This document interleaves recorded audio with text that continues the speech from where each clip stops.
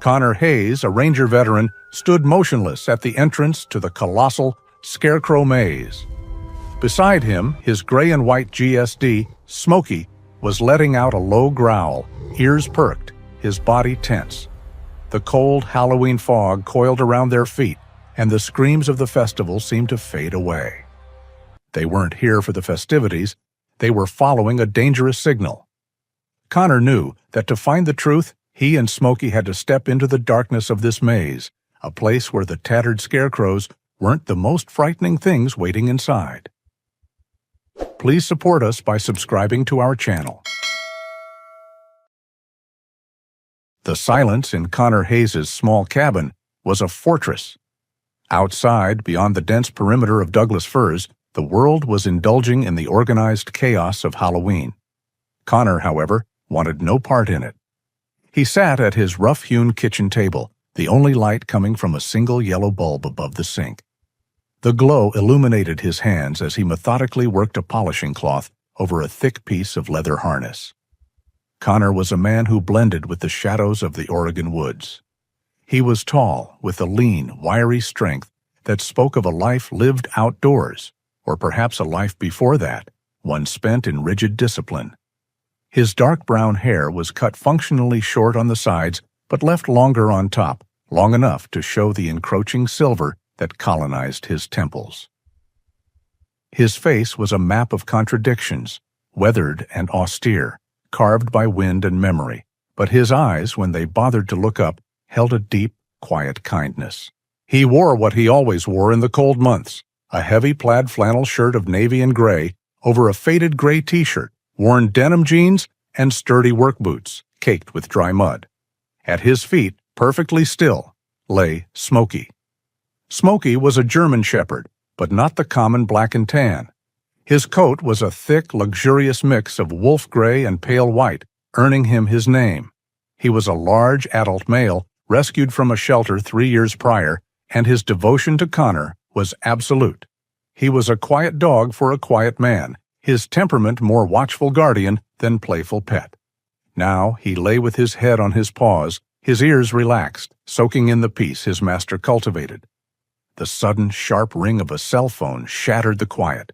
Connor's hand stopped moving. His shoulders tensed. The sound was an intrusion, a violation of the truce he had made with the outside world. Smokey's head lifted instantly, his ears swiveling toward the noise. He let out a low, questioning whine. The phone continued to ring, vibrating aggressively on the countertop. Connor stared at it. He ignored most calls. Bills could wait. The VA could leave a message. But his eyes caught the name on the screen, and the tension in his shoulders shifted, easing from annoyance into something like obligation. Ava Sandoval. He picked up the phone, his voice rough from disuse. Hayes. Connor, thank goodness. I am so sorry to bother you. I truly am. Dr. Ava Sandoval's voice came through the speaker, strained and slightly breathless. She was the local veterinarian, and perhaps the only person within a 50-mile radius that Connor considered a friend. She was a woman in her mid-40s, with practical dark hair usually tied back, and eyes that had seen too much suffering but refused to become hard. She was the only person he trusted with Smokey. "You all right, Ava?"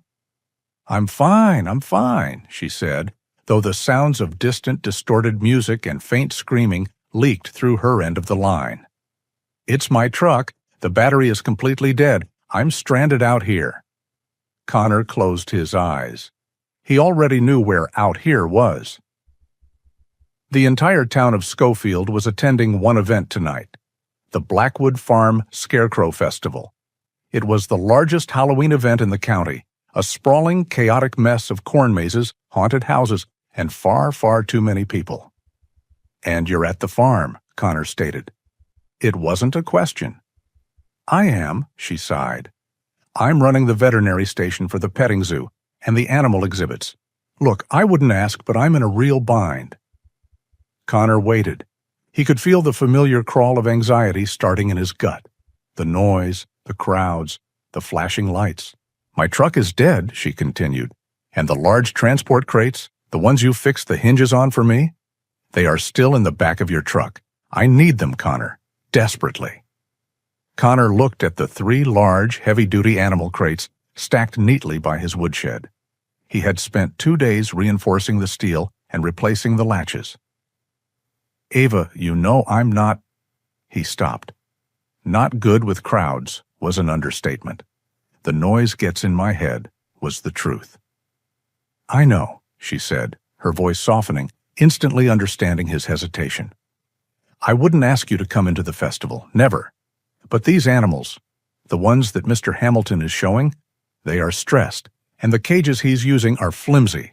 I need those secure crates to move them to a quieter barn."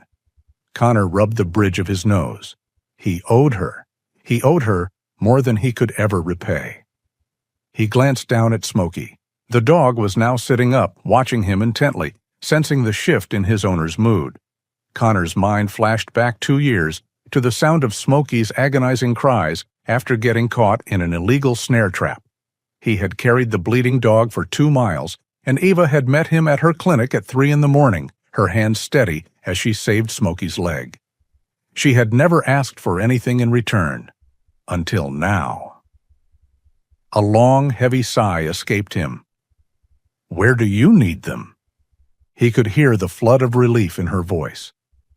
"The service entrance, not the main gate, nowhere near the crowds. It's off the old logging road behind the main barns. You won't even see the festival.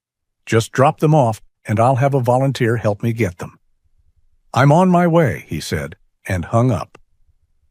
He stood motionless for a moment, listening to the silence of his cabin return. He was already dreading the drive. He hated breaking his routine. He hated being forced back into a world he had actively rejected.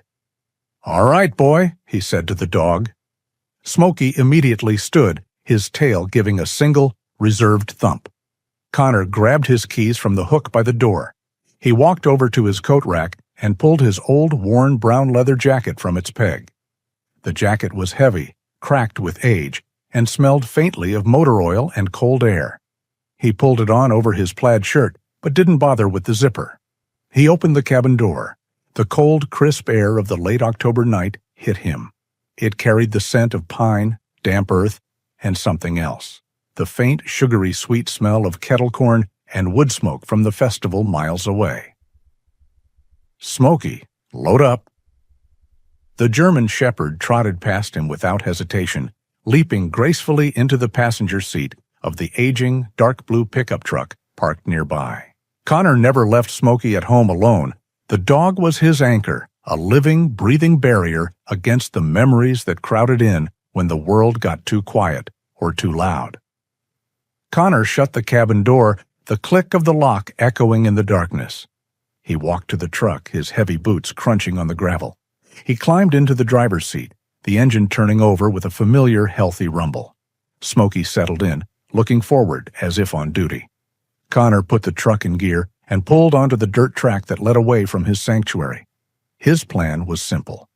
Get to the service entrance, unload the crates, avoid Eva's attempts to thank him, and get back to his fortress before the noise of the outside world could find the cracks in his armor. He just wanted to drop off the crates and go home. The last mile to the farm was a descent into the very thing Connor avoided. The narrow, unpaved logging road he had taken was supposed to be a quiet back way, but the noise of the festival reached him long before the lights. It started as a low, synthetic pulse of bass that he felt in the truck's chassis. Then the smell hit him, an overpowering, sickly sweet mix of kettle corn, diesel fumes, and artificial fog. When he finally pulled into the designated service area, the chaos was jarring. This was not the festival the public saw. This was the guts. Muddy ground, chewed up by heavy trucks, was covered in thick black cables snaking in every direction. Generators hummed and clattered, fighting to be heard over the distorted, high-pitched shrieks from a distant haunted ride. Flashing lights, purple, orange, and green, strobed from beyond a line of tall corn, cutting eerie patterns into the rolling fog. Connor killed the engine. The sudden silence in the cab was deafening, only emphasizing the wall of sound outside. "Stay," he commanded Smokey. The dog didn't need the order. He was already sitting ramrod straight, his ears flicking back and forth, a low whine of anxiety in his throat. Connor stepped out of the truck, his boots sinking into the mud. The cold air vibrated. He pulled his leather jacket tighter, a purely defensive gesture. Every beat of the music, every manufactured scream, felt like a small impact against his skull. His breathing quickened, becoming shallow. He hated this. He saw her then, standing near a small flapping vinyl tent lit by a single string of bulbs. Ava Sandoval looked exactly as she had sounded, exhausted and angry. Her practical dark hair was escaping its bun and a streak of mud was drying on her cheek. She was arguing with a man in a Blackwood Farm security vest who just shrugged and walked away, disappearing into the smoke. "Ava," Connor called out. She spun around, and the tense, frustrated lines on her face softened for just a second. "Connor, thank God. Thank you for coming." "Where's your truck?" he asked, already scanning the perimeter, wanting this to be over. "Don't worry about it," she said, waving a dismissive hand. "It's the least of my problems. Come here. You have to see this." "Ava, I just came to drop the crates." "I know, just look." She grabbed his sleeve, her frustration bubbling back to the surface, and pulled him toward a small roped-off area nearby. The sign above it, written in a dripping, blood-red font, read, "Reed's Haunted Menagerie." "Reed Hamilton," Ava said, her voice low and furious. "The owner. He decided at the last minute to add this attraction." At first, Connor only saw a row of tacky, poorly built cages, each draped with fake cobwebs and lit by a single, dim orange bulb. Then he saw what was inside. In the first cage, labeled Desert Ghoul, was a fennec fox. Its huge, delicate ears were pressed flat against its skull, and its entire body was shaking. Its water dish was empty. In the next, Pirate's Ghost, a large, vibrant macaw, sat hunched on its perch. It wasn't moving. Its eyes were half closed, filmed over. "He's got them doped up," Ava whispered, her hands clenching into fists. "I think he's giving them sedatives to keep them Halloween quiet. But the dosages are all wrong, and the noise is terrifying them. That fox is severely dehydrated, and the macaw is going into shock." She pointed to a glass tank labeled Serpent of the Crypt, where a boa constrictor lay motionless in a tank that was clearly too cold, its skin dull. "This isn't an exhibit," Ava said, her voice shaking with rage. "This is abuse. I told Reed Hamilton he was killing them. He just said it was good theming and told me to handle my petting zoo and leave his show alone." Connor stared at the fox. He watched it tremble, trapped under the strobing lights and the relentless, pounding music. He felt a familiar, cold anger rising in his own chest, an anger that mirrored Ava's. He had seen this kind of casual, arrogant cruelty before, in different places, in different uniforms. It was the same evil. He turned away, his jaw tight. "Let's get the crates. You can use them to move these ones." Yes, thank you." He strode back to the truck, moving with purpose now. He opened the passenger door. Smokey, who had been watching the entire exchange with nervous intensity, looked up at him. "All right, boy, out. But you stay right with me. Close." Smokey hopped down, his paws sinking into the muck. The gray and white shepherd was a stark contrast to the gaudy artificial scene. He immediately pressed against Connor's leg, his body rigid, overwhelmed by the sensory assault. His ears were pinned back, his tail tucked. "It's okay," Connor murmured, resting a hand on the dog's head. "Just a few minutes." He turned to the truck bed and unhooked the first heavy-duty crate. He slung it off the tailgate, the metal thudding softly on the ground. He turned back for the second. He was focused on the task, a simple physical act. Lift, turn, drop. He was reaching for the third crate when it happened. The wind shifted. For a moment, the breeze cut through the diesel fumes and the smell of popcorn, carrying a new scent from the darkness behind them. Smokey changed. It wasn't a gradual shift. It was instantaneous. 1 second, he was a nervous dog trying to hide from the noise.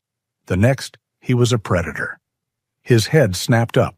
His ears, which had been pinned back in fear, shot forward, rigid and focused. Every muscle in his body went taut.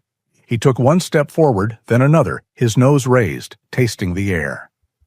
"Smokey," Connor said, his hand stopping on the crate. Smokey ignored him. A low, dangerous growl rumbled deep in his chest. It was a sound Connor had only heard twice before, and both times had involved a clear threat. The dog moved past the tent, past the pathetic row of cages, his eyes locked on the wall of darkness beyond the service area lights. "Smokey, heel," Connor commanded. The dog didn't even twitch.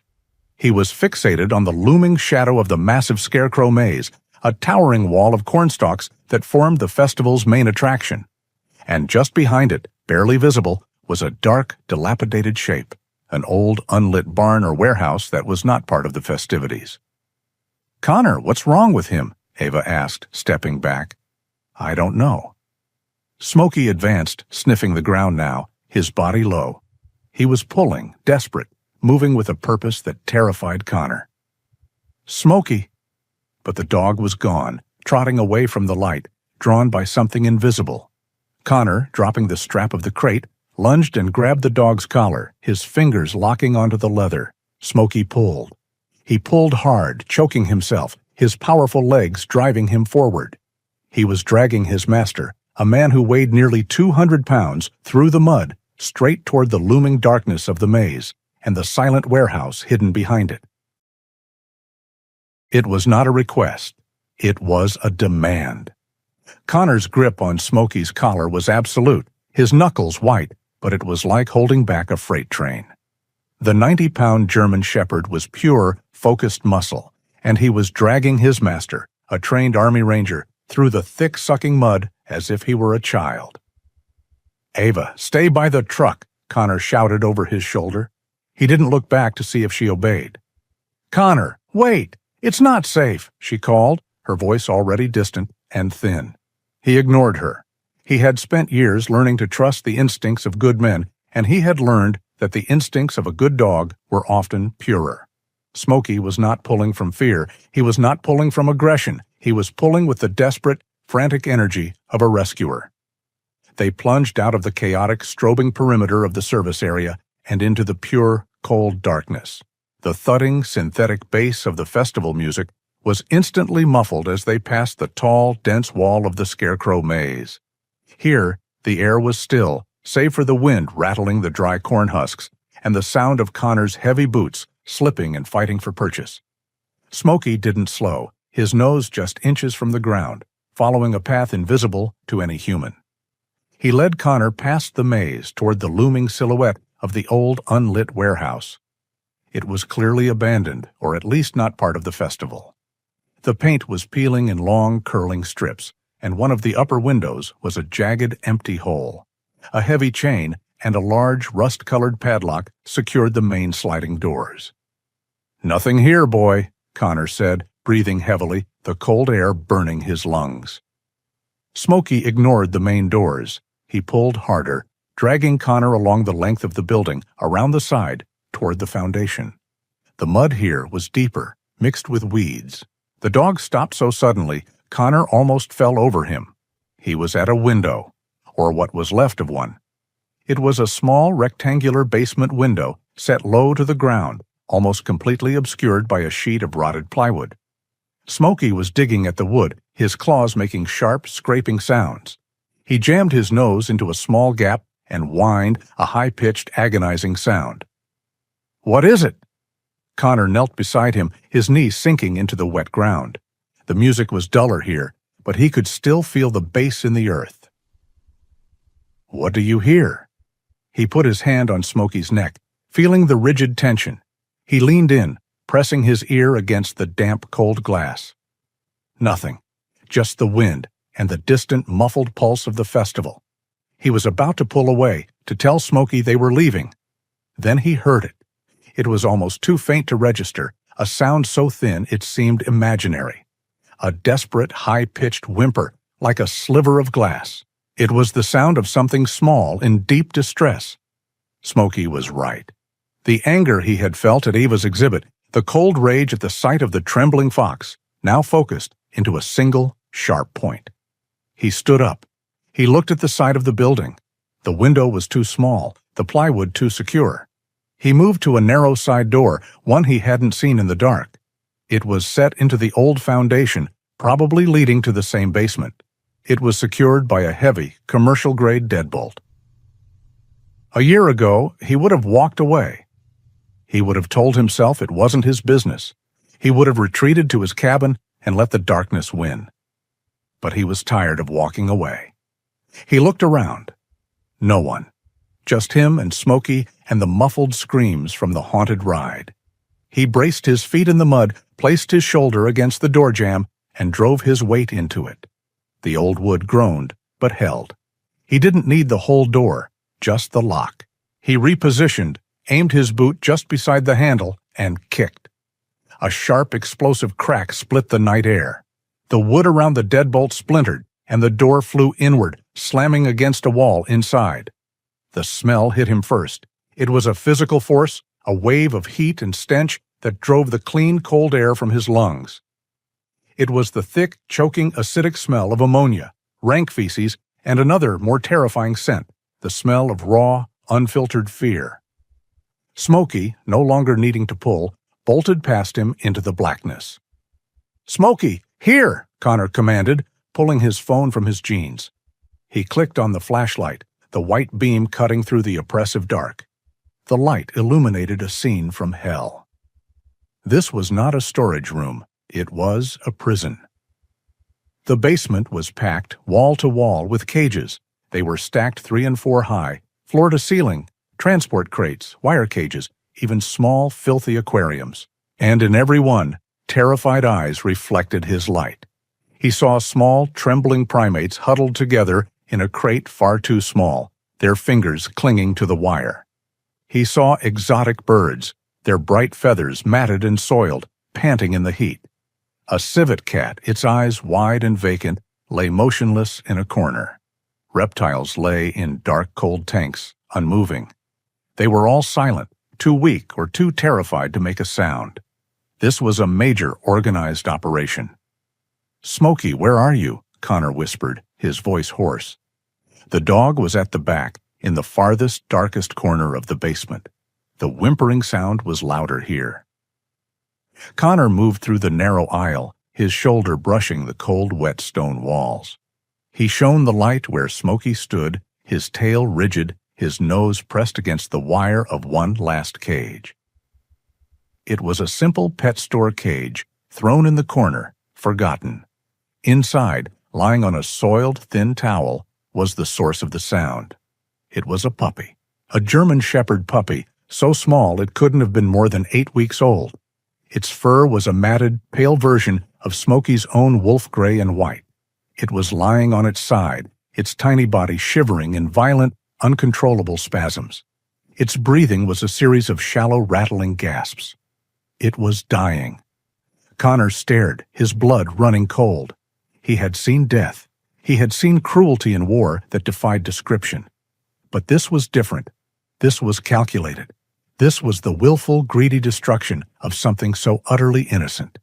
He saw Smokey 3 years ago, bloody in the snare trap. He saw a mirror image of his own dog, helpless, being left to die in a dark, stinking hole for money. The quiet, simmering anger he lived with every day, the anger he kept locked down, finally broke its chain. It was a cold, white, clarifying rage. He knelt, his hand on Smokey's head. "It's okay. It's okay, boy." He reached for the latch. It was a simple metal hook. He lifted it. The sound was so faint he almost missed it.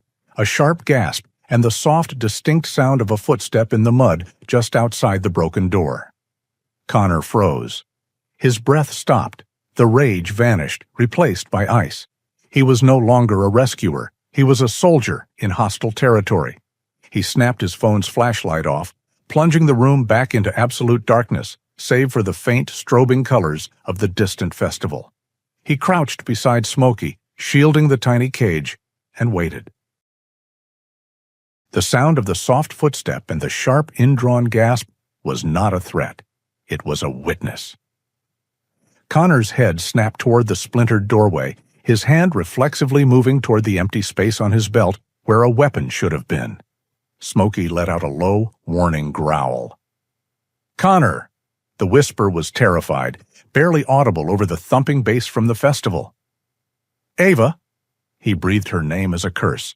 He clicked his phone's flashlight back on, illuminating the doorway. Dr. Eva Sandoval stood there, her hand clasped over her mouth, her eyes wide with a horror that eclipsed anything he had seen on her face. She stumbled forward, her gaze sweeping across the stacks of cages, the trembling, sick, and dying animals. "Oh no," she whispered. It was not an exclamation. It was a prayer. "No, no, no."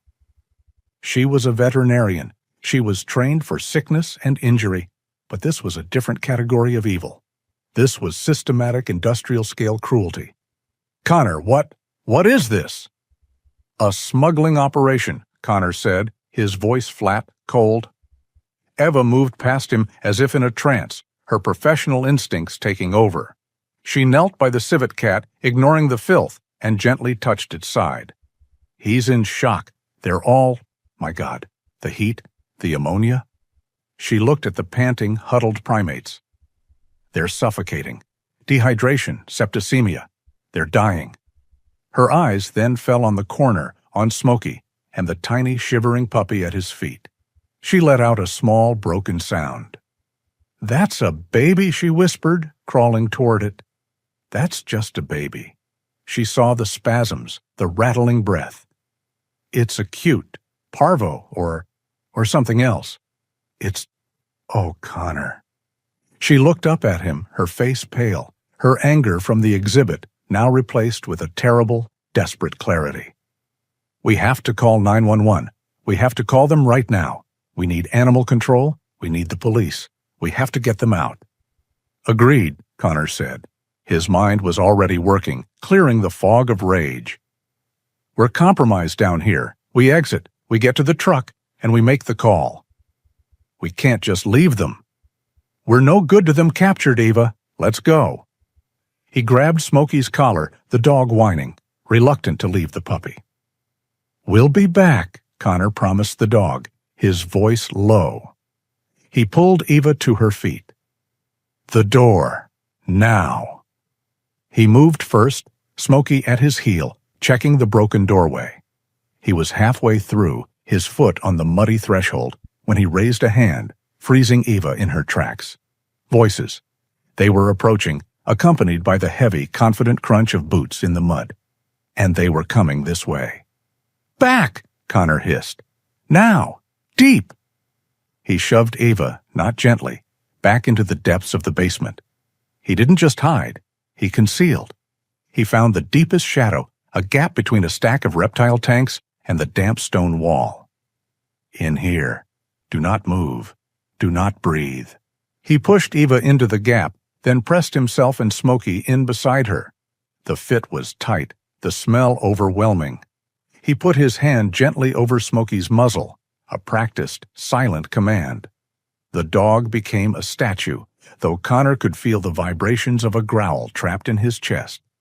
A powerful flashlight beam sliced into the basement, sweeping across the cages, illuminating the dust motes and the misery. The beam just missed their hiding spot. "Look at this," a voice said. It was smooth, arrogant, and laced with irritation. "They broke the door. Some soft-hearted idiot, I guarantee it." A man stepped into the beam's light, his figure silhouetted in the doorway. He was tall, dressed in an expensive-looking dark canvas jacket, his boots miraculously clean. He shone his light on the splintered wood, his face a mask of annoyance. This had to be the owner. Reed Hamilton. "Amateurs," Hamilton said, stepping inside. A second man followed, and Connor's blood turned to ice. This man was large, broad-shouldered, and wearing the unmistakable tan and green uniform of the county sheriff's department. Connor recognized him instantly from the billboards that lined the highway. It was Sheriff Carter Miles. Miles was a big, imposing man, with a face that looked friendly on campaign posters, but was hard and shrewd in the dim light. He stepped into the basement and looked around, his flashlight beam sweeping casually over the suffering animals. He didn't flinch. He didn't react at all. Connor felt Eva's body go rigid beside him. "You said this was secure, Reed," Miles said, his voice a low, gravelly rumble. "It is secure," Hamilton snapped, his voice echoing in the small space. "This is just a broken lock, annoying but not a threat. Is your end secure?"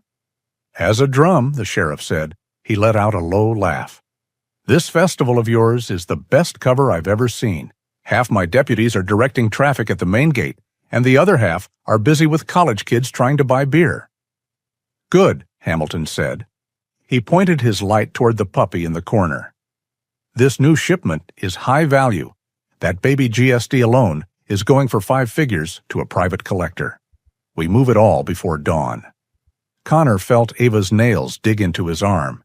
He held his breath, his hand still clamped on Smokey's muzzle. Hamilton reached into his jacket and pulled out a thick manila envelope. "For the trouble, and for the extra patrols away from here." Sheriff Carter Miles took the envelope. He didn't look at it.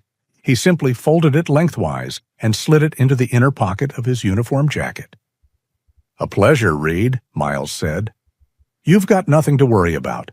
My team will be busy all night, focused on the drunks in town just like I promised. You're clear until morning. Just get this mess cleaned up." The words hung in the toxic air, a final seal of corruption. "I will," Hamilton said. "Now let's get out of this stink." The two men turned. The flashlight beams swept the room one last time, and then were gone. Connor and Eva were plunged back into the near-total darkness, the only light the faint, distant, pulsing strobe of the festival. They heard the heavy footsteps recede, the sound of their boots fading into the mud and the music. Connor waited. He counted to 60, twice. Every second was an agony of adrenaline. He could feel Eva shaking beside him, or maybe it was him. Finally, he let his hand fall from Smokey's muzzle. The dog let out a shaky, silent breath. He stepped out from the shadows, his legs stiff. He didn't turn on his light. He didn't need to. He looked at Eva, who was leaning against the wall for support, her face a pale, ghostly shape in the dark. She was the first to speak, her voice a shattered whisper. "We can't call." Connor stared at the empty, broken doorway. He thought of the envelope sliding into the sheriff's pocket. He thought of the man's dead eyes passing over the cages. "No," Connor said, his voice quiet and harder than the stone wall. "There's no one to call." They weren't just witnesses. They were trapped. They were completely and terrifyingly alone. They didn't move for a full 5 minutes. Connor and Eva stood frozen in the toxic darkness of the basement, the only sound the distant, mocking pulse of the festival and the ragged, shallow breaths of the dying animals. The weight of what they had just seen, the casual corruption, the official sanctioning of this horror, settled on them like a physical shroud.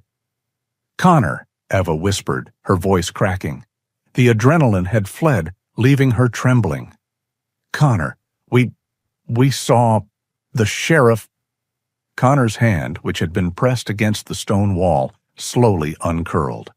He was not trembling. The opposite was happening. The chaos in his mind, the constant humming static of his PTSD, was focusing. The undefined, shadowy threats of his past were suddenly eclipsed by a clear, tangible enemy. "We go, now," he said. His voice was not the quiet, hesitant voice of the man who had left the cabin. It was the low, precise tone of a man giving an order. He took her arm. "No noise. Stay behind me." He peered out of the splintered doorway. The muddy service track was empty.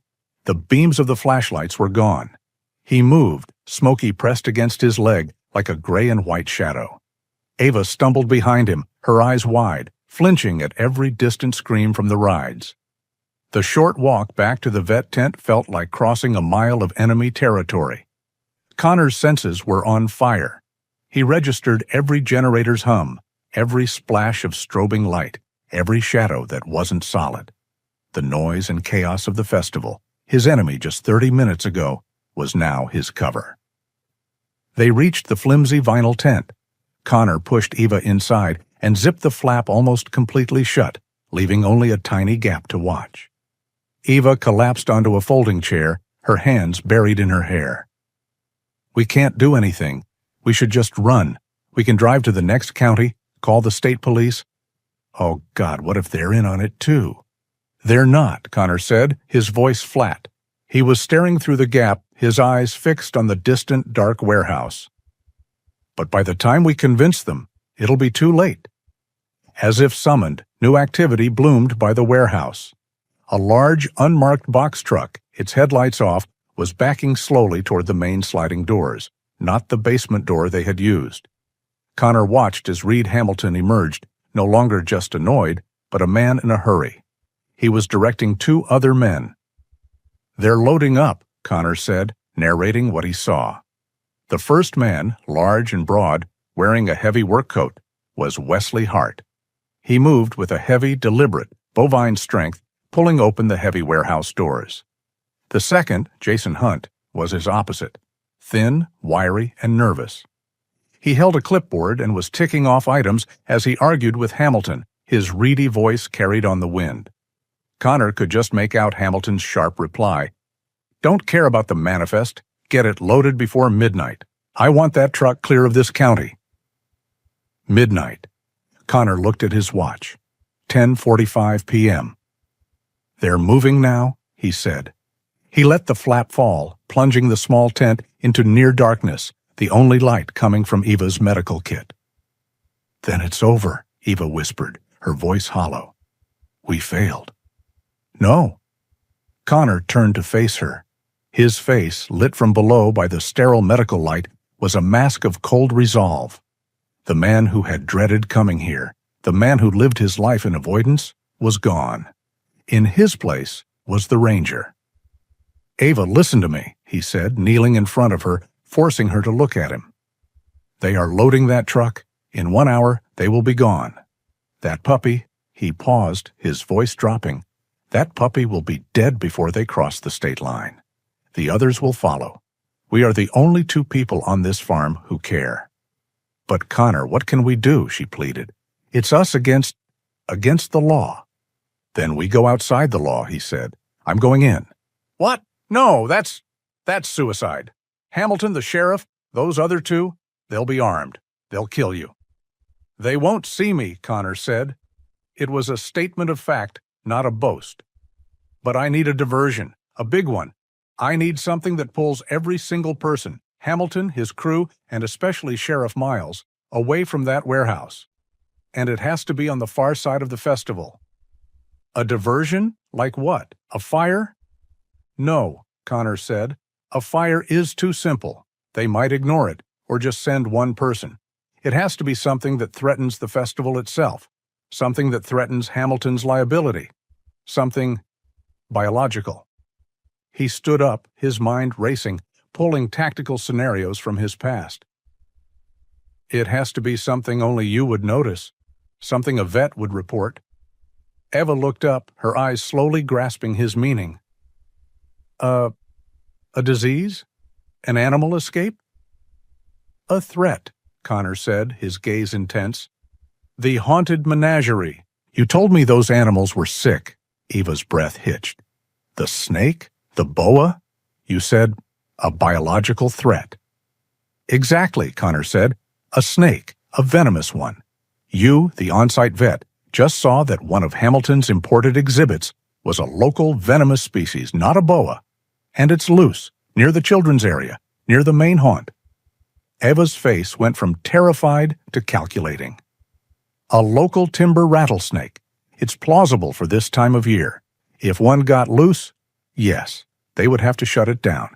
The liability, Hamilton would have to come. And Miles. Miles would have to respond to manage the panic." "It's believable," Connor affirmed, "and you have to sell it. Yell, scream. Tell a security guard you think a kid was bitten. Make it loud, make it real, and make it far away from here." "Okay," she said, her voice shaking, but now with adrenaline, not despair. "Okay, I can do that. It's brilliant. How long will that get you?" 10 minutes. Maybe 15 if you're convincing." "And you?" she asked, her eyes darting to the big German shepherd who had been sitting in silence, watching every micro-expression on his master's face. Connor turned and looked down at Smokey. The dog's anxiety was gone. He was perfectly calm, his ears forward, his body poised. He was waiting for his task. Connor reached into his pocket and pulled out a short tactical leash, clipping it to Smokey's collar. "We go in," Connor said. "We're not just a man and his dog anymore. We're a team." He laid his hand on Smokey's head. "I go for the puppy. Smokey's nose finds the evidence. That basement is full of it. Hamilton's ledgers, his phone. Whatever's down there, Smokey will smell it. We get the dog, we get the proof, and we get out." He turned back to Eva, his eyes burning with a light she had never seen before. "Go. Create a panic. We save that puppy, and we burn them all down." Eva's heart was a trapped bird beating against her ribs. She looked at Connor's face, not the face of the haunted veteran she knew, but the face of a focused, cold strategist. It was, in that second, more terrifying than Hamilton. "Go," he said again, his voice flat. "Sell it." Eva nodded, her throat dry. She took a deep, shuddering breath, pulling in the chemical-laced air of the festival. She was a healer. She had taken an oath to do no harm. And she was about to unleash a wave of pure, unadulterated panic on hundreds of innocent people. "It's to save them," she thought, her mind flashing to the tiny, shivering puppy in the dark. "It's to save them all." She unzipped the tent flap and burst out, not running but stumbling, as if she were already in shock. She shoved past a rack of empty plastic containers, her eyes wild. "Now," Connor whispered from the darkness of the tent. He watched her go, a knot of something foreign, admiration perhaps, in his chest. Ava's first target was the exhibit itself, Reed's haunted menagerie. She ran to the roped-off area. The same bored security guard she had argued with earlier was standing there, texting on his phone, oblivious. "It's gone!" Ava shrieked, grabbing the front of his vest. The man yelped, startled. "What? Lady, get off me!" "The snake!" she screamed, pointing at the empty, cold tank that was supposed to hold the boa. "The timber rattler! It wasn't a boa, it was a rattler, and it's gone! The cage is broken!" The guard's eyes went wide. "Rattler? It's loose! It's venomous!" she screamed, and now she wasn't just acting. The terror was real, the terror of what she was doing. She shoved past him and ran, heading directly for the biggest crowd. The center of the festival's gravity was the Haunted Mansion, a massive, ramshackle structure built of plywood and black tarps. The line to get in was 100 people deep, a dense, noisy mass of costumed teenagers and families. The air was choked with artificial fog, and the sound system was blasting a loop of manufactured screams and organ music. This was the perfect place. Ava sprinted into the clearing in front of the line, her arms raised. "Snake!" The word, high-pitched and full of genuine terror, cut through the noise. The organ music continued, but a few people in the front of the line turned. "A snake!" she screamed again, her voice cracking. "A venomous snake is loose, from the exhibit!" A ripple of nervous laughter went through the crowd. They thought it was part of the show. "She's serious!" a man yelled. Eva knew she needed more. She needed a victim. She locked eyes with a teenage girl in a witch hat. "It bit someone. A child. I saw it." Now the laughter stopped. The word child changed the chemistry of the air. "A little boy!" Ava cried, inventing the lie that would seal the deal. "By the corn maze, in a pirate costume. He was holding his ankle. It's a timber rattlesnake." A child was bitten? A high-pitched scream tore through the air. It wasn't Eva's. It was the girl in the witch hat. The panic was instantaneous. It was an explosion. The crowd didn't just move. It fractured. People turned and ran, shoving each other, trampling over the velvet ropes. Parents grabbed their children, hoisting them up, shouting. The sound of hundreds of people screaming in real, biological fear was a horrifying thing, completely drowning out the staged soundtrack of the festival. From the slit in the tent, Connor watched the chaos bloom. He wasn't watching the crowd. He was watching the warehouse. He saw Reed Hamilton, who had been directing Wesley Hart at the ramp of the box truck, snap his head toward the sound. Connor saw the man's face, illuminated by a pulsing green light, contort with rage. "What is that?" Hamilton roared, though Connor couldn't hear the words, only reading the body language. Then he saw the second, more important figure move. Sheriff Carter Miles, who had been casually leaning against his patrol car, suddenly stood bolt upright. "Control this!" Hamilton was shouting, pointing toward the chaos. Ava's lie was perfect. A lost child was a problem, a fire was a problem, but a venomous snakebite was a lawsuit. It was a multi-million-dollar, farm-ending, negligence-based lawsuit that would bring in state investigators and auditors. It was the one thing Hamilton couldn't ignore, and the one thing Sheriff Miles couldn't let happen on his watch. Miles was on his radio, his voice barking orders. He grabbed Jason Hunt, the wiry, nervous man, and shoved him toward the crowd. "Find the kid! Find the snake!" Reed Hamilton was in a full-blown fury. He pointed at Wesley Hart. "You! Get security! Lock down the main gate! No one leaves! Find that woman!" Connor watched, his heart pounding a slow, cold rhythm. The plan was working better than he'd imagined. The two primary targets, Hamilton and Miles, were now moving, striding angrily away from the warehouse, heading directly for the source of the panic, the haunted mansion. Wesley Hart and Jason Hunt followed, their focus pulled completely, their authority coming from the panicked sheriff.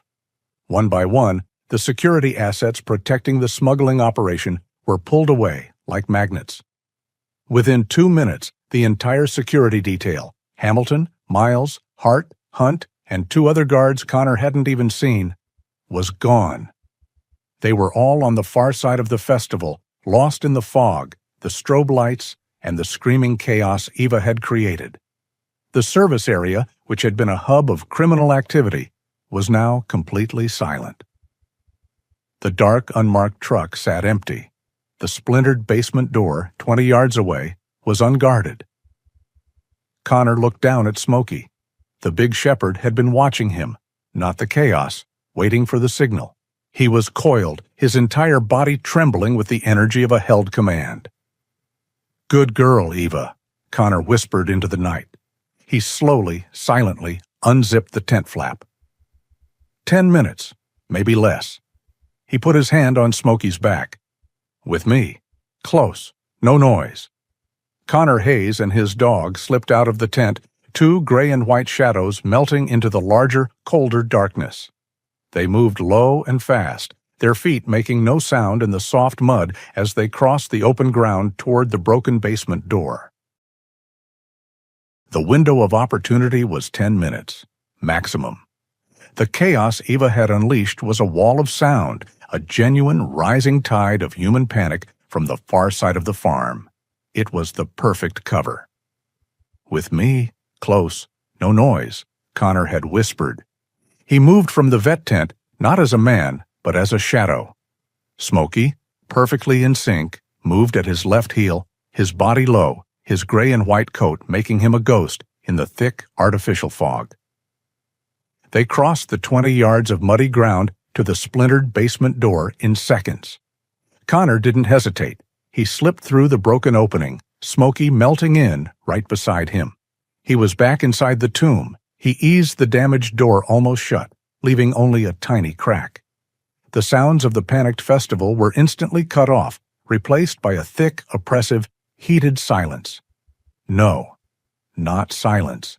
Connor stood rigid, letting his eyes adjust, though he knew sight was useless here. He was in ranger mode. His breathing was controlled. His heart rate was low. He was on a mission. The fear he felt at the festival was gone, replaced by the cold, clear focus of an infiltration. But the environment was an assault. The first thing that hit him was the smell, now that he was sealed in. It was a physical, gagging wave of ammonia, feces, and the musky, coppery scent of raw fear. The second was the sound. With the festival noise gone, the basement had its own soundtrack. It was the sound of suffering, the rustle of dry, filthy bedding, the scraping of a single claw against a metal tin, the thin, high-pitched, hopeless whimpers of the primates, the rattling, labored breath of the puppy in the corner. It was the sound of 100 lives giving up. Connor drew a breath, tasting the poison in the air. He raised his phone, the flashlight beam cutting a cone of white through the suffocating dark. The beam swept across the cages, illuminating the tiny, terrified black mirror eyes. And the trigger was pulled. It wasn't a thought. It was a chemical reaction. The darkness, the confinement, the smell of death and waste, the overwhelming auditory misery of the helpless. His mind fractured. He was no longer in a basement in Oregon. The air was thick, but now it was with pulverized concrete and dust, not ammonia. It was hotter. He couldn't breathe. He was trapped, pinned under a collapsed section of wall. The IED, Kunduz, 2010. He could hear Sergeant Riley, 2 feet away, buried alive, making a sound. A wet, scraping sound. Connor's hand, the one holding the phone, began to shake. The flashlight beam vibrated, dancing across the cages, making the shadows jump. His breathing, which had been slow and tactical, hitched. He tried to pull in air, but his chest wouldn't expand. A cold electric panic seized his limbs. The walls of the basement were moving, pressing in, stealing the air. He was buried. He was trapped. I'm failing. I'm failing the mission. I can't move. Riley is dying. He was frozen. He was a statue in the dark. His mind snapped back 14 years, to a hole in the earth where he had failed to save a friend. The sounds of the animals in the basement merged with the sounds in his memory, a chorus of the damned. He was suffocating. Then a new sensation cut through the memory. Pressure. Smokey, who had been on high alert, his nose working, cataloging the room, had stopped. He had turned, sensing the sudden, catastrophic shift in his human. The man who had been a confident leader just seconds before was now rigid, hyperventilating, his sense spiked with a terror the dog couldn't understand, but knew was wrong. Smokey did not bark. He did not panic. He acted. He shoved his body hard against Connor's leg, a solid, living weight. Connor didn't react. He was gone. Smokey let out a low, questioning whine, a sound so soft it was barely louder than the suffering in the cages. He pushed his wet nose, cold and insistent, under Connor's hand, the one that wasn't holding the phone. He shoved it hard. I am here. The hand was trembling, slick with cold sweat. Smokey nudged again, then licked the trembling palm. The salt of the sweat, the taste of his master's panic. Still, Connor was frozen, his head down, his breath coming in ragged, useless gasps. He was drowning on dry land. Smokey knew this was not right. He needed to break the spell. The big German shepherd stood up on his hind legs, placing his front paws firmly on Connor's chest. He pushed his face forward, past the leather jacket, past the plaid shirt, and drove his cold, wet nose into the side of Connor's neck. He licked the side of Connor's face, a single, warm, grounding slash. The sensation was a shock. It was not dust. It was not blood. It was not the memory. It was a cold, wet nose. It was a warm, rough tongue. It was real. Connor Hayes gasped, a huge, shuddering intake of air that burned his lungs. The world snapped back into focus. He was not in Afghanistan. He was in a basement in Oregon. The walls were stable. The air was toxic, but it was air. He was covered in sweat, his heart hammering so hard it felt like it would break his ribs. He looked down. Smokey was still on his hind legs, his paws on his chest, his dark eyes filled with an intense, canine concern. Okay, Connor breathed, his voice a ragged whisper. He put his trembling hand on the dog's head, grounding himself on the solid, living reality of his friend. Okay, boy, I'm here. He let his forehead rest against the dog's for 1 second, a transfer of strength. You saved me. Smokey dropped back to all fours, his duty done, and immediately looked toward the corner, whining softly again, his focus snapping back to the other mission. Connor took one more steadying breath. The panic was still there, clawing at the edges of his mind, but the ice had broken. He was no longer frozen. He had lost time, maybe 2 minutes, maybe 3. A lifetime. He heard it then. A distant shout. The diversion was still working, but it wouldn't last. He looked at Smokey, then at the dying puppy in the corner. The rage returned, but it was pure now, cleansed by the panic. He was no longer a ranger. He was no longer a victim. He was a rescuer. "Okay, boy," he whispered, his voice steady now. "Let's go to work." The world had compressed to the size of the basement, to the 10 minutes Eva's desperate gamble had bought him. Connor Hayes was moving. The aftershock of the panic attack still pulsed through him, a fine electric tremor in his hands, but it was no longer in control. The ranger was. The man who had been frozen by a memory was now propelled by a mission. "Okay, boy," he'd whispered, his breath still ragged. "Let's go to work." He had 2 objectives, the puppy and the proof. The distant, chaotic sound of screaming and panicked shouts from the far side of the festival was a clock, and it was ticking. He rose from his crouch, his phone's flashlight beam now steady, not shaking with panic, but vibrating with the tremor in his hand. Smokey was already in motion, his gray and white body moving like liquid shadow toward a corner of the basement, his nose working. "No, boy, not yet," Connor commanded, his voice low. "Evidence first." But Smokey stopped, his head cocked, looking back at his master with an almost pained intensity. He whined, the sound a desperate plea toward the dying puppy. "I know. Evidence," Connor repeated, forcing himself to be tactical. He couldn't carry the dog and fight. His beam swept the room. It was chaos, cages, filth, bags of feed. And there, against the far wall, was the operational center. A cheap folding card table had been set up, a makeshift desk. On its surface sat a muddy laptop, a high-end satellite phone, and a thick, black, spiral-bound notebook. The ledger? That was the proof. That and the phone. He moved toward it, his boots silent on the damp concrete. He kept his light aimed at the table. He was halfway there when the world stopped. Smokey, who had been focused on the puppy, suddenly went rigid. His body stiffened, and a growl started in his chest. It was not a bark, not a warning, but a low, subterranean rumble of imminent threat. "Connor." The voice came from the doorway. Connor froze. He snapped his light to the entrance, the beam illuminating 2 figures silhouetted against the distant, strobing lights of the festival, Reed Hamilton and Wesley Hart. They had not been fooled. Hamilton, his face a mask of incandescent fury, stepped into the basement. He held a large, heavy flashlight, its beam pinning Connor like an animal. "Well, it seems we found our rat." Beside him stood Wesley Hart, the large, broad-shouldered man Connor had seen earlier. Hart's hands were empty, but they were clenched into fists, each one the size of a small ham. He was pure, physical menace. "Must have doubled back when they heard the snake story," Hamilton mused, taking a step inside. His light swept past Connor, illuminating the open cages, the terrified animals. "You've been busy? A real hero." Connor said nothing. He was trapped. The 2 men stood between him and the only exit.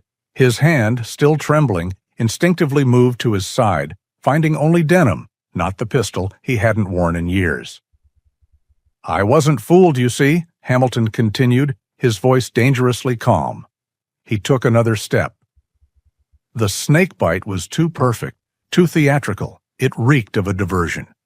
"So I sent the sheriff to handle the panic, and Wes and I came to check on the merchandise." He gestured with his light. "And look what we found." Wesley Hart cracked his knuckles. He was looking at Smokey. "That's a nice dog. Shame I'm going to have to snap its neck." The threat changed the equation. "Get him, Wes," Hamilton said, his tone bored. "The man first, then the dog." Wesley Hart took a lumbering step forward. Connor didn't wait. He didn't think. He reacted. He snapped his fingers, his eyes locked on Hart. "Smokey, hit!" The command was sharp, explosive. Smokey, who had been vibrating with contained aggression, unleashed. He did not go for the throat. He was smarter than that.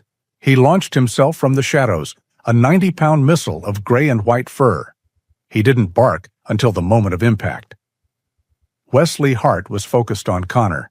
He never saw the dog coming from the side.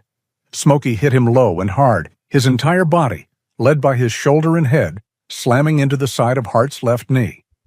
It was a perfect, devastating body block. A loud, explosive bark ripped through the basement at the exact moment of collision.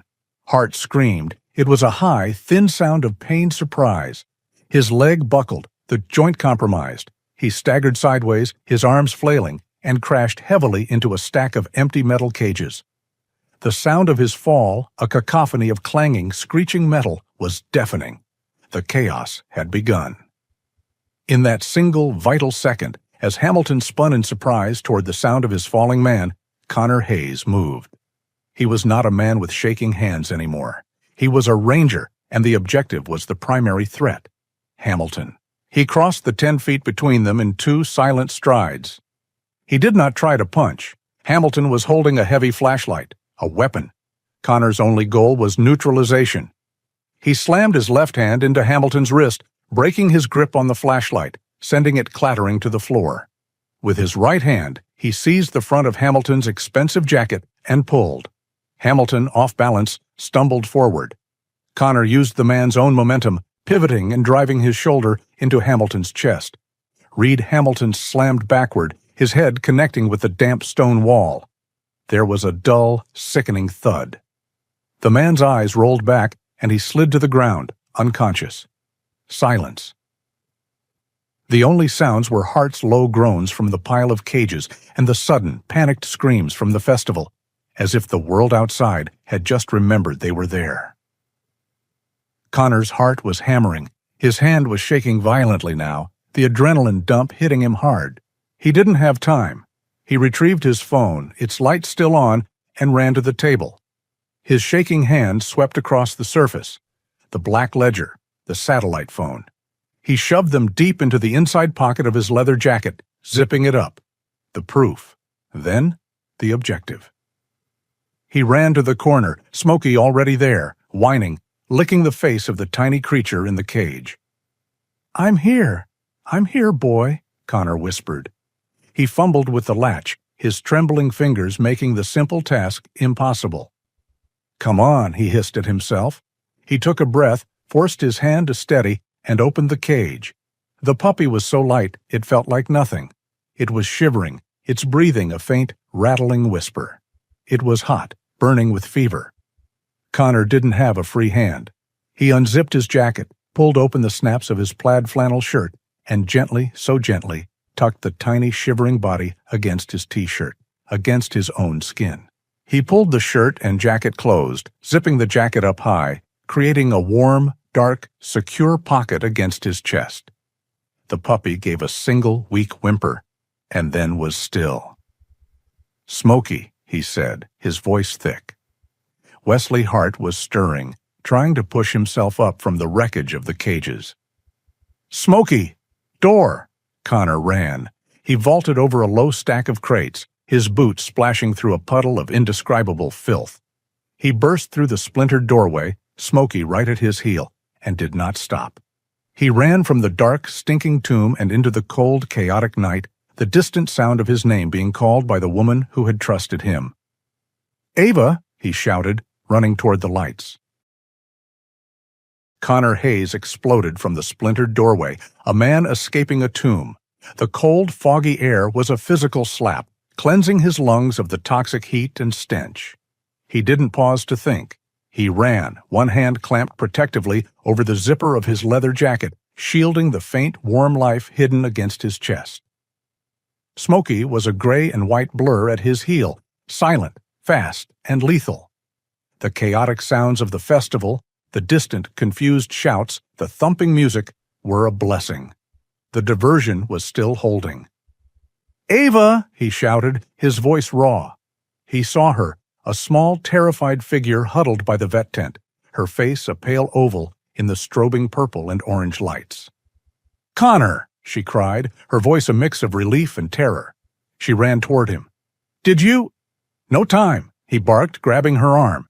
He didn't have to explain. From the warehouse behind them, a bellow of pure rage erupted. "He's out! He's got the merchandise!" It was Wesley Hart's voice, pained and furious. "To the van!" Connor yelled. "Run!" They ran. The 50 yards to Eva's white mobile vet van, parked in the deepest mud of the service area, felt like a mile. Connor could feel the puppy give a weak, shivering spasm against his chest. "Don't die! Don't die now!" He could hear heavy footsteps splashing through the mud behind them, gaining. Smokey, sensing the pursuers, spun in the mud without being told.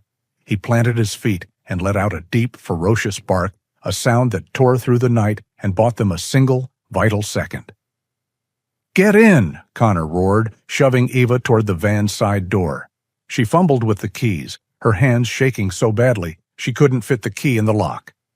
I can't. A heavy shout from behind. "Stop them!" Connor bodily shoved Eva aside. "Keys!" he demanded. She dropped them into his hand. He slammed the key into the lock, twisted, and threw the heavy door open. "In!" he yelled. Eva scrambled inside, falling onto the van's grated floor. Smokey leaped in after her, landing silently. Connor followed, climbing in and grabbing the heavy door. He saw Wesley Hart, limping heavily, his face a mask of rage, not 10 feet away. Connor slammed the door shut. He turned the heavy interior deadbolt. A fraction of a second later, a massive, meaty fist hammered against the metal, right where his head had been. The sound of the impact vibrated through the entire vehicle. A stream of furious, muffled curses came from outside. They were safe. For a moment. Connor leaned against the door, his breath tearing at his lungs, adrenaline making his vision swim. The inside of the van was dark, lit only by the flashing festival lights penetrating the high, frosted windows. It smelled clean, of antiseptic, rubbing alcohol, and Eva's fear. We made it!" Eva panted. She was on her knees, pulling herself up, using a stainless steel cage. "Shh," Connor commanded. He held up a hand. Smokey was not celebrating. The big German Shepherd was already at the front of the van, his paws on the dashboard, staring through the windshield. A low, continuous growl was rumbling in his chest. The world, which had been dark, suddenly flooded with light. 2 intense white beams cut through the fog, illuminating every corner of the van's interior, pinning them, blinding them. A heavy engine revved, its sound a deep threat. Connor shielded his eyes.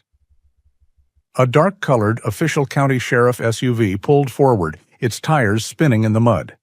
It came to a stop perpendicular to the van, blocking their only path of escape. A moment later, a second set of headlights. A battered dark blue pickup truck, the one Connor had seen Jason Hunt near earlier, squealed to a halt directly behind them. They were boxed in. Car doors slammed. Heavy footsteps surrounded them. The van, which had felt like a fortress seconds ago, now felt like a coffin. A powerful fist hammered on the side door, this time with a purpose. "Open this door, Hayes!" It was Reed Hamilton's voice, stripped of its earlier arrogance, now raw and ugly. "This is your only warning. You're assaulting an officer and resisting arrest." "Don't answer," Connor said. He was moving, checking the back door. It was blocked by the pickup. He peered through the driver's side window. He could see at least 4 figures: Hamilton, Hart, Jason Hunt, and the sheriff. "Connor," Eva whispered, her voice trembling. "The puppy." He had almost forgotten. He looked down, his hand still protectively over his jacket. He carefully, gently unzipped the leather. The tiny GSD puppy was limp, its breathing almost non-existent. It was no longer shivering, it was just hot, burning with fever. He gently extracted the tiny 7-pound body from inside his plaid shirt. Eva let out a small broken sound. "Oh, God!" She took the tiny dying animal from him. In that instant, she was no longer a victim. She was a doctor. Her hands, which had been shaking, became steady. She laid the puppy on the stainless steel examination table. "It's in shock," she said, her voice clipped, professional. She grabbed a small oxygen mask and a stethoscope. "The breathing is too shallow. The heart rate is thready." Another, heavier impact rocked the van. This one came from a boot, aimed at the door handle. "I know you're in there, you maniac," Hamilton bellowed. Ava ignored it. She was trying to fit a tiny catheter into the puppy's leg. I don't think it's going to make it, Connor. It's too late. It's shutting down." Connor watched, his heart, which had been pounding with adrenaline, now sinking into a cold, dark pit. He had fought, he had bled, he had faced down his own demons in that basement. And for what? To fail? To watch this last innocent life flicker out, surrounded by monsters? Smokey put his head on Connor's thigh, whining, sensing the despair. Connor moved to the front passenger seat. He looked through the windshield, past Smokey's tense, gray and white silhouette. He saw the tableau. Reed Hamilton, his face purple in the flashing lights, was yelling at the side door. Wesley Hart, his leg clearly injured, was leaning against the sheriff's SUV, a length of rebar in his hand he must have grabbed from a pile of debris. Jason Hunt just watched, wringing his hands, a coward. And then he saw Sheriff Carter Miles. The sheriff was not yelling. He was not participating. He was standing back, illuminated by his own headlights, his arms crossed over his uniform. He looked calm. He looked bored. He looked like a man solving a simple, annoying pest problem. Connor watched, his blood running cold, as Miles, clearly tired of the noise, made eye contact with Wesley Hart. The sheriff gave a small, sharp nod. He didn't point at the door. He pointed at the driver's side window. Connor understood the silent command. "Break it. End this."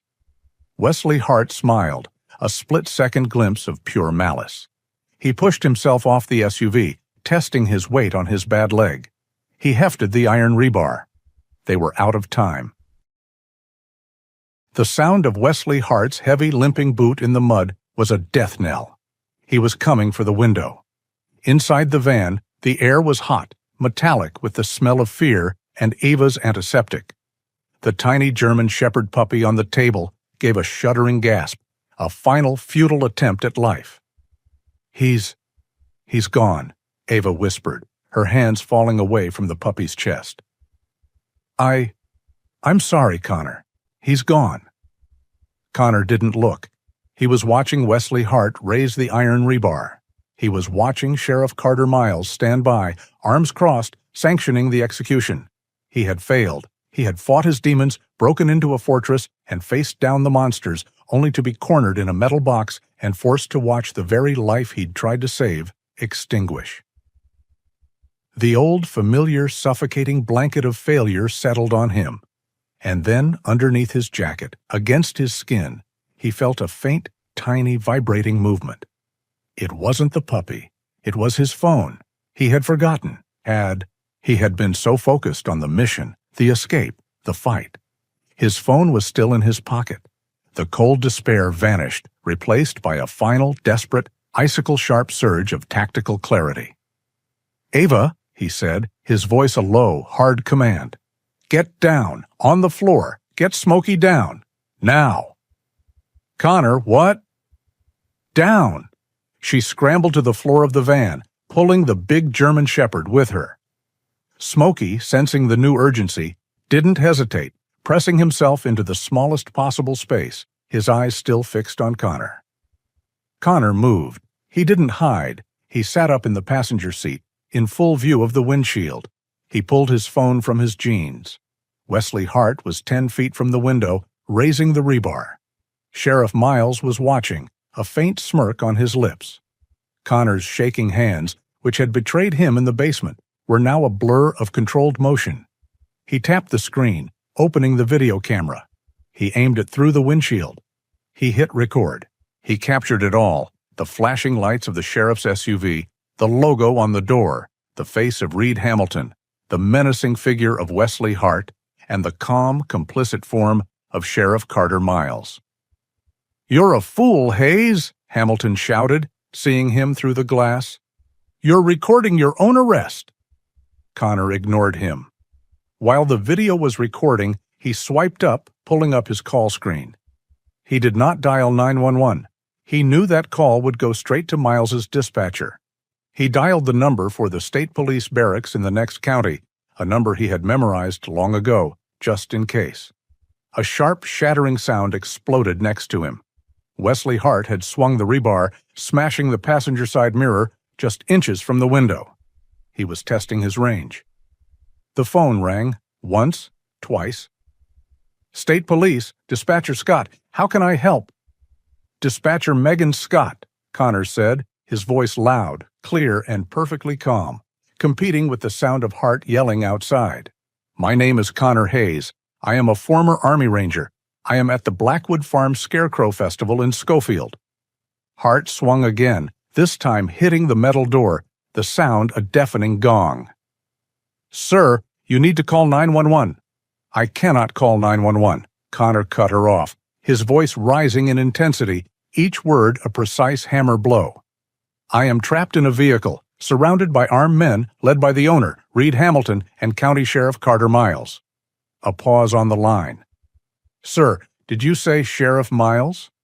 The rebar came again, this time scraping a long, screeching line of metal down the side of the van. "Yes, Carter Miles. He is complicit. I am recording him right now, directing his men to break into my vehicle. I have in my possession physical evidence, a ledger and a satellite phone, proving his involvement in a federal-level animal smuggling ring operating out of this farm." "Sir, "Listen to me," Connor commanded. "I have a witness, Dr. Eva Sandoval. The men are armed with at least one firearm and improvised weapons. They are attempting to break the glass. We will not survive local custody." The shattering sound he had been dreading finally came. The rebar hit the top corner of the driver's side window. The tempered glass didn't break, but a web of spider cracks exploded across its surface. "He's through!" Eva screamed from the floor. "We require immediate, non-local, Code 3 backup," Connor yelled into the phone. "My word as a former soldier, I am in a white mobile vet van in the service area. They are breaking in, now." He hung up. He looked through the crazed, fractured glass. Wesley Hart was raising the rebar for the final, window-shattering blow. Sheriff Miles was advancing, his hand now on his own weapon, the game over. A new sound cut through the night. It was not a scream. It was not music. It was a high-low penetrating wail, a siren, and then another, and another. They were not the familiar, yelping sirens of the Schofield Sheriff's Department. These were the deep, roaring, European-style sirens of the Oregon State Police. Wesley Hart froze, the rebar held over his shoulder. Reed Hamilton spun around, his face a mask of confusion. Connor watched, his breath held, as Sheriff Carter Miles's face went from confident smirk to ashen, hollow-eyed disbelief.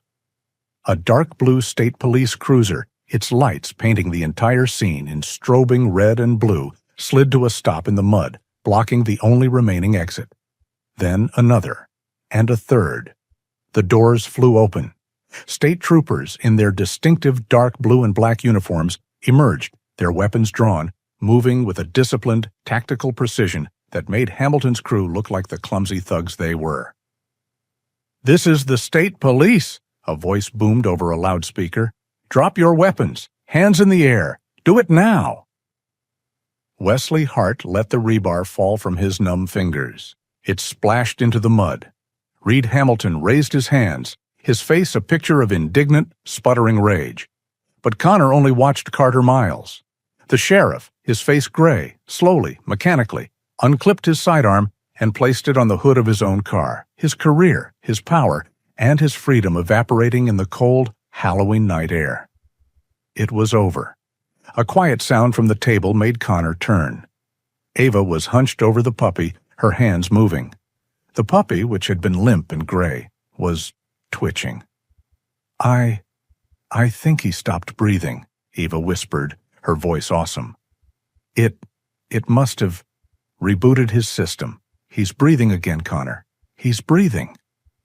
Connor looked at the troopers cuffing a protesting Reed Hamilton. He looked at Smokey, who had gotten up and was now licking Eva's hand. He looked at the tiny, fragile life, fighting its way back on the steel table.